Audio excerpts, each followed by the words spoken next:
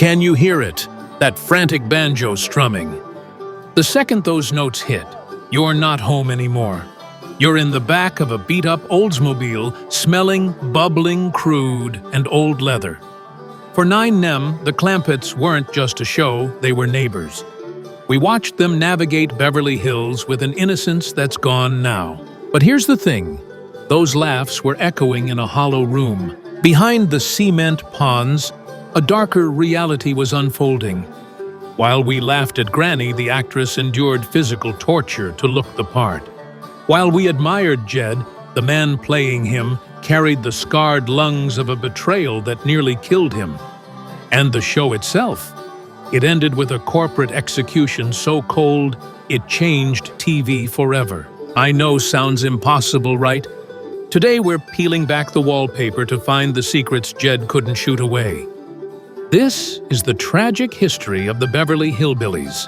Number 15, the hidden twin, cousin Jethrine. In the early seasons of the show, there was a character that always felt a bit off. Do you remember cousin Jethrine? She was Jethro's twin sister, a hulking woman with a high-pitched voice and a personality that was somehow even more eccentric than the rest of the family. But here is the secret that many casual viewers missed. Jethrine didn't exist. She was played by Baer Jr., the same man playing Jethro in full-blown drag. Now today we see actors playing multiple roles all the time. But in 1962, this wasn't just a comedic gimmick. It was a grueling physical endurance test for Baer Jr. Imagine a massive, muscular man being squeezed into corsets and dresses, wearing heavy wigs and makeup, often in the sweltering heat of the California sun. He had to spend hours in the makeup chair, transitioning from the dim-witted but lovable Jethro into the shrill, awkward Jethrine. And if you think that sounds fun, wait until you hear about the psychological toll.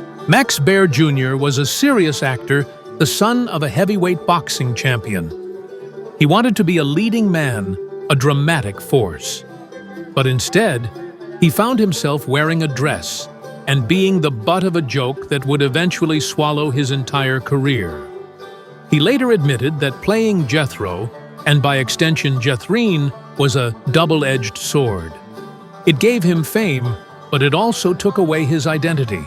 For the rest of his life, no matter how hard he tried to be taken seriously, the world only saw a man in a wig or a boy with a briefcase full of nothing.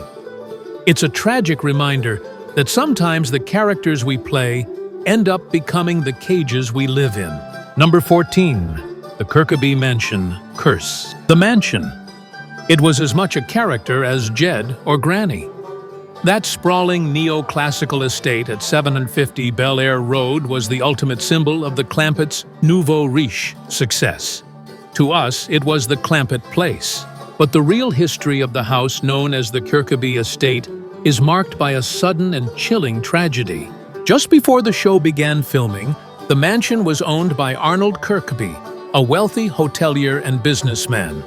He was a man of immense influence, a titan of industry.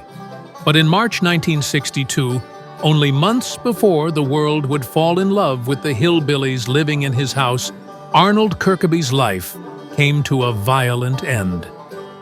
He was a passenger on American Airlines Flight 1, which crashed shortly after takeoff from Idlewild Airport in New York. Everyone on board was killed. Can you even picture that? While the crew was moving in the props, setting up the cement pond, and preparing for a show about a lucky family finding a fortune, the real owner of the house had met a horrific, fiery fate. Because of his death, his widow allowed the show to film the exterior of the house for a fee of $500 a day. But there was a catch. She was so overwhelmed by the fame of the show and the thousands of fans who started swarming her private property that she eventually had to put a stop to it. The house became a prison of fame born from a tragedy that the show's upbeat theme song could never cover up. Every time you see Jed walking up those front steps, remember that the man who built them never got to see his home become the most famous house in America. Number 13, the ghost of Cousin Pearl. If you watch the first season of the show, there's an energy there that's almost infectious. Much of that came from Baer Jr, who played Cousin Pearl Bodine. She was the one who practically pushed the Clampetts out of the hills and toward California. She was vibrant, loud, and the perfect foil for Granny's skepticism. But then suddenly Pearl was gone. Now on paper, the reason was simple. Baer Jr was a star in her own right, and the show's creator, Paul Henning, created a new series called Petticoat Junction just for her. It seemed like a promotion, a natural evolution. But for the cast of the Beverly Hillbillies, Pearl's departure felt like a death in the family. There was this unspoken ghost left in the kitchen of the mansion. The writers tried to fill the gap, but the chemistry was never quite the same. And here is the tragic irony: Baer Jr, the woman who helped launch the hillbilly phenomenon, would later become one of the first major losses for this television universe when she passed away from lung cancer in 1968. Imagine for a second being Paul Henning or Buddy Ebsen. You're at the height of your fame, you're making millions laugh, but one of the people who helped you build that mountain is gone, and you have to keep the banjo playing like nothing happened. It's a reminder that in Hollywood, the show must go on, even when the heart of the show has been ripped out. Every time Jethro mentions his mother in later seasons, there's a slight hollow ring to it, a memory of a woman who was the bridge between the mountains and the mansions, now lost to the shadows of a different set. Number 12. The Animal Wrangler's Nightmare. You can't think of the Clampetts without thinking of their critters. From Duke the loyal old bloodhound to the chimpanzees and the various forest creatures that Ellie Mae treated like human siblings. It gave the show a sense of whimsical rustic magic. But if you talk to the crew who worked on that set, they'll tell you a different story. They'll tell you about the smell, the chaos, and the constant threat of a scene falling apart. Working with animals in the 1960s wasn't like the controlled CGI environments we have today. It was raw. Frank Inn, the legendary animal trainer, was a genius, but even he couldn't always control the instincts of a wild animal. There were moments when a simple scene of Ellie Mae hugging a pet turned into a dangerous situation where the trainers had to hover just inches out of frame, ready to intervene. And then there was Duke. Duke the Bloodhound was a fan favorite, the silent observer of Jed's wisdom. But toward the end of his time on the show, the original dog was aging. He was slowing down. His eyes were clouding over. Can you even picture that? Having to film a high-energy comedy while your animal co-star is literally fading away in front of the cameras. The crew had to find ways to make him look lively, using treats and hidden cues, essentially propping up a beloved animal friend, just to keep the illusion alive for the audience at home. It's a small, quiet tragedy, the reality of nature colliding with the demands of a sitcom schedule. Number 11. The 1993 Ghost. We need to talk about 1993. The original show had been off the air for over 20 years, but the nostalgia was still burning bright. Hollywood, in its infinite desire to recycle gold, decided to make a big-budget Beverly Hillbillies movie. On the surface, it seemed like a tribute. They hired big names, they spent millions on the production. But for the surviving members of the original cast, the movie wasn't a celebration. It was a slap in the face. Imagine being Buddy Ebsen or Donna Douglas. You spent a decade of your life breathing soul into these characters. You made them human even when the scripts were ridiculous. And then you watch a new generation take over, turning your life's work into a cartoonish parody. Buddy Ebsen did make a cameo in the film, but the experience was bittersweet. He was the only one. Donna Douglas, the original Ellie Mae, was noticeably absent. There was a sense that the heart had been traded for a punchline. The movie was panned by critics and felt like a ghost of the original. A reminder that you can't just buy a mansion and call it a home, and you can't just put on a hat and call yourself a hillbilly. The real tragedy isn't that the movie failed. It's that it made the original cast realize that in the eyes of the industry, they were replaceable. Their legacy was just IP intellectual property to be sold to the highest bidder. It's the moment the banjo finally went out of tune for a lot of fans. Number 10. The Cigarette Shadow. If you watch the show today on a streaming service or DVD, it feels like a harmless, sun-drenched escape. But if you were watching it live in 1962, the experience ended with something a lot more suffocating. Back then, television wasn't just a window into a story. It was a delivery system for nicotine. The Beverly Hillbillies was famously sponsored by Winston cigarettes, and here is the unsettling part. The actors didn't just appear in the show, they appeared in the commercials as their characters. Imagine Jed Clampett, the moral compass of the family, standing next to a truck leaning back and telling you about the smooth taste of a Winston. Imagine Granny, the woman who brewed mountain medicine and preached health, lighting up a cigarette in a promotional spot. I know it sounds bizarre today, right? To see these wholesome symbols of American family life selling a product that would eventually claim so many lives. But for the cast, this wasn't just a paycheck. It was a death sentence in slow motion. Buddy Ebsen, who lived a long life, eventually suffered from respiratory issues. Irene Ryan, our beloved Granny, was a heavy smoker in real life. There is a dark irony in watching a show that celebrates the purity of the hills, while knowing that behind the scenes, the cast was being paid to promote a habit that was silently destroying the lungs of a generation. Every time you see that black gold bubbling up in the opening credits, remember that for the sponsors, the real gold was the smoke filling the living rooms of America. Number 9. The Hillbilly Backlash. To the average viewer in New York or Chicago, the Clampetts were a hilarious fish-out-of-water story. They were the lovable underdogs winning against the snobs. But if you were from the actual Ozarks or the mountains of Appalachia, the show felt like a punch to the gut. There was a massive silent backlash from the very people the show claimed to represent. Imagine for a second being a hard-working farmer or a teacher in a rural mountain town. You've spent your life fighting for dignity in a country that often forgets you exist. And then you turn on the TV to see the most popular show in the world, portraying people from your home as buffoons who don't know what a telephone is or think a bowling alley is a fancy laundry. Critics at the time called it the lowest form of television. They accused the show of cultural stereotyping before that term even existed. And if you think that's just people being sensitive, wait until you hear this. The show's success actually created a mockery tourism in the South. People would travel to the mountains looking for the real Clampetts, expecting to find uneducated people living in shacks. The show didn't just create laughs, it created a wall of misunderstanding that lasted for decades. It turned a rich, complex culture of music, storytelling, and survival into a punchline. The tragedy isn't that the show was funny, it's that it made the world believe the caricature was the reality. Number 8. The Sharon Tate connection. This is perhaps the most chilling aha moment in the entire series. Long before she became a symbol of a lost era, and long before her name was forever linked to the horrific crimes of the Manson family. Sharon Tate was a regular face in Beverly Hills, but she wasn't living in a mansion. She was working behind a desk at the Commerce Bank.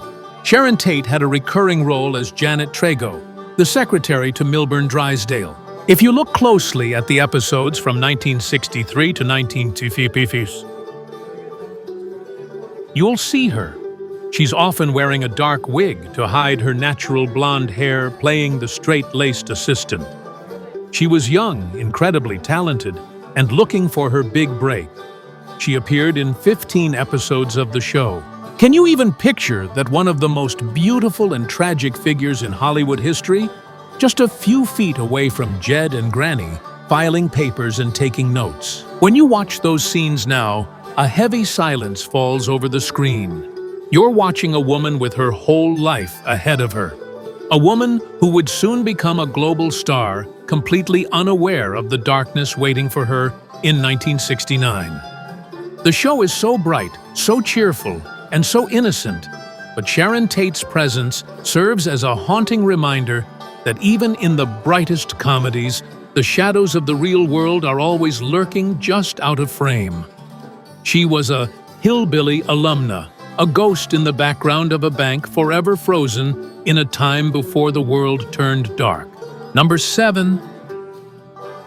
The Granny makeup torture. When you think of Granny, you think of that weathered, feisty face, the steel gray hair and those spectacles perched on her nose. Irene Ryan played the role with such conviction that most of the world assumed she was actually an 80-year-old woman they'd found in a mountain cabin. But here's the thing, Irene Ryan was only 59 when the show started. To transform a vibrant middle-aged woman into the ancient pickled granny we loved, she had to endure a process that can only be described as physical torture. Every morning, long before the sun rose over the Hollywood hills, Irene was in the makeup chair. Imagine for a second sitting perfectly still for 3 hours while artists layered heavy, suffocating spirit gum and liquid latex onto your skin. They had to create every wrinkle, every liver spot, and every fold by hand. The makeup was so thick, it didn't just change her look. It changed the way she could move her face. It was hot, it was itchy, and it smelled of chemicals. And if you think that's bad, wait until you hear about the removal process. At the end of a long day of filming, sometimes 12 or 14 hours, she had to have that skin literally peeled off. It left her face raw and irritated. She once joked that she didn't recognize the woman in the mirror anymore, but behind the joke was a real sacrifice. She gave up her own face to become a caricature. By the time the show ended 9 years later, the line between Irene and Granny had blurred so much that the public couldn't see her as anything else. She had spent a decade hiding behind a mask of glue and paint, a ghost in her own skin. Number 6. The Legal War of Donna Douglas. Donna Douglas was the heart of the show. As Ellie Mae, she was the critter-loving blonde beauty who could out-wrestle any man, but had the innocence of a child.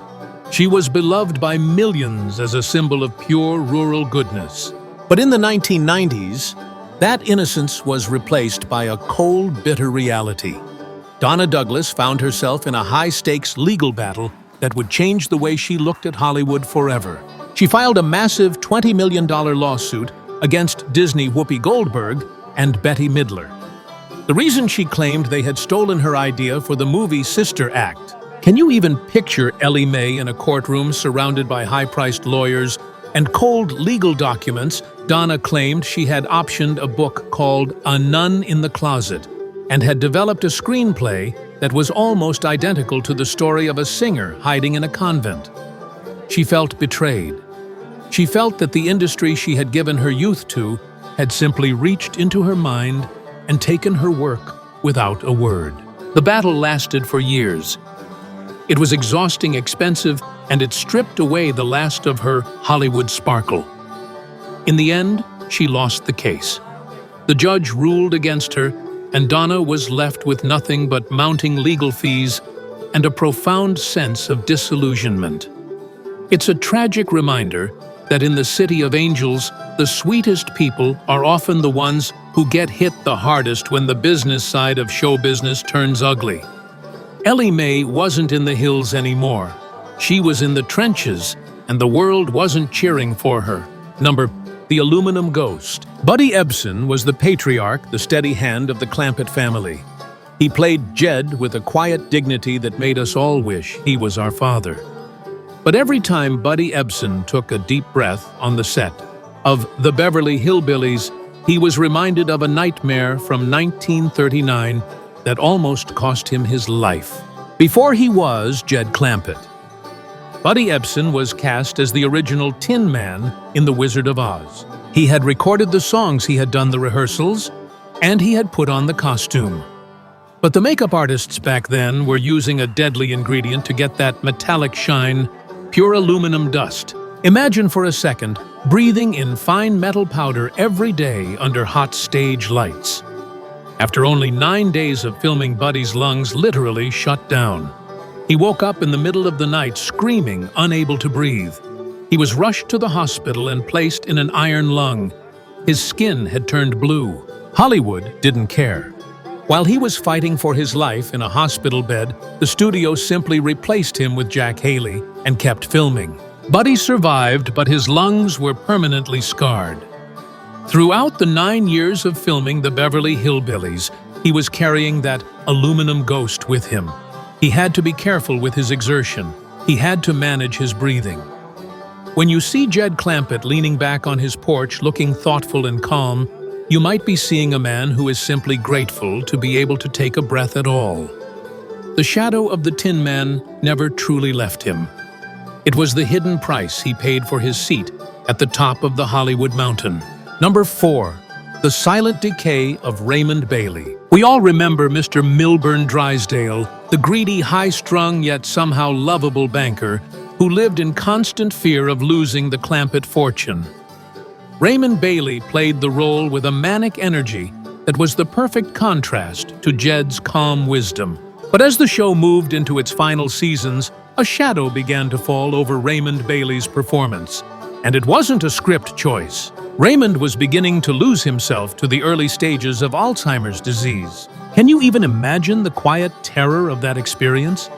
Here was a veteran actor, a man whose entire life was built on his memory and his ability to deliver sharp comedic timing, suddenly finding his lines slipping through his fingers like sand. If you watch the later episodes closely, you can see it. There's a certain vacancy in his eyes. His reactions are just a half-second too slow. He began to lean more and more on his co-stars, especially Nancy Culp Miss Jane, to guide him through scenes. He was terrified that the studio would find out and fire him. He kept his struggle a secret, suffering in silence while the cameras rolled. When the show was finally canceled in 1971, Raymond didn't go on to other big roles. He withdrew. He became a recluse in his home in Laguna Beach. The man who once managed the world's biggest bank account, now unable to remember his own storied career. It's a heartbreaking reality. While we were laughing at Mr. Drysdale's greed, the man behind the desk was fighting a losing battle against his own mind. Number 3. The lost fortune of Max Baer Jr. Max Baer Jr. was young, handsome, and talented.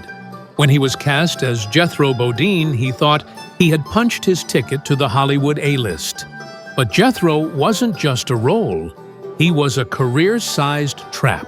Because Jethro was so dumb and so iconic, the industry refused to see Max Baer Jr. as anything else. Imagine for a second being a gifted actor and director, sitting in casting offices and having people literally laugh in your face because they can't stop seeing you as the boy who thought a cement pond was for swimming. He was typecast in the most brutal way possible. When the show ended, his acting career essentially died. He couldn't get a serious role to save his life. But Max didn't just give up. He turned to directing and producing, eventually making a massive hit with Macon County Line. But even then, the shadow of the hills followed him. He spent years of his life and millions of dollars trying to build a Beverly Hillbillies-themed casino and resort in Nevada. He fought legal battles, he faced zoning rejections, and he battled a world that refused to let him grow up. Today, Max is the last surviving member of the main cast. He lives with the weight of being the sole keeper of those memories. He once said Jethro was a wonderful thing, but he was also a ghost that haunted everything else I tried to do.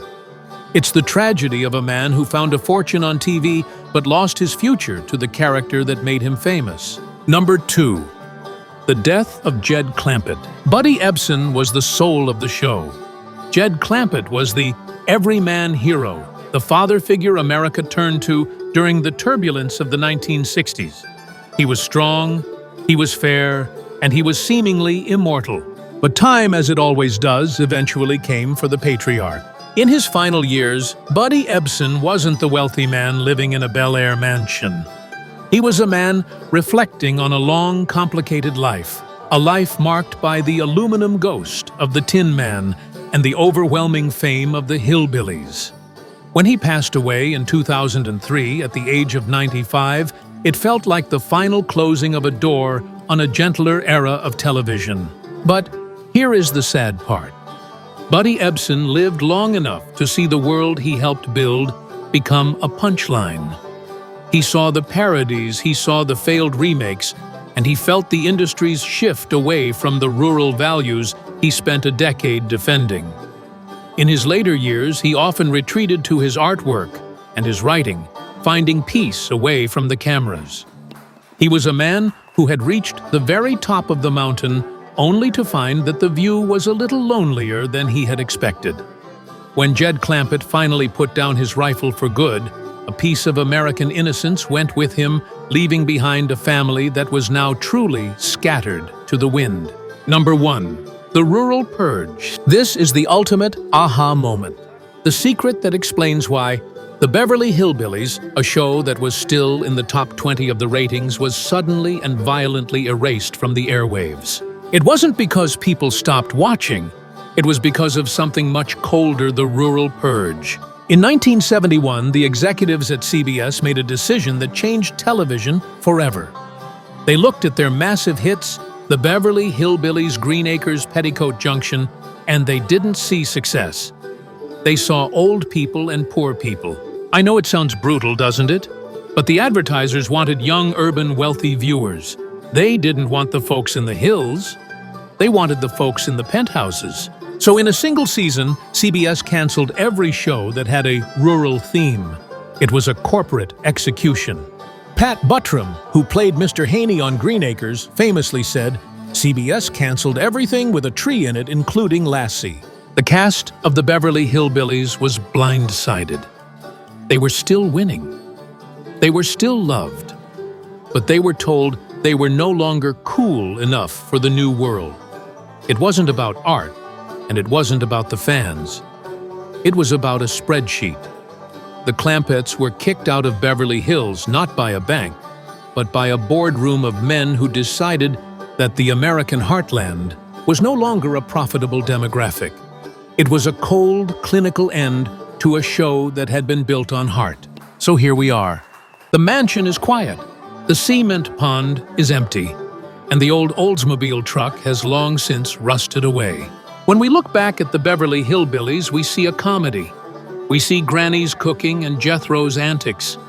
But now, when you hear that banjo start to play, I hope you hear something else too.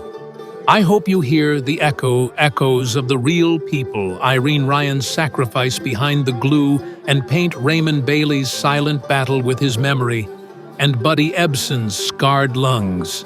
Nostalgia is a strange thing. It makes us long for a time that was never as perfect as it looked on screen.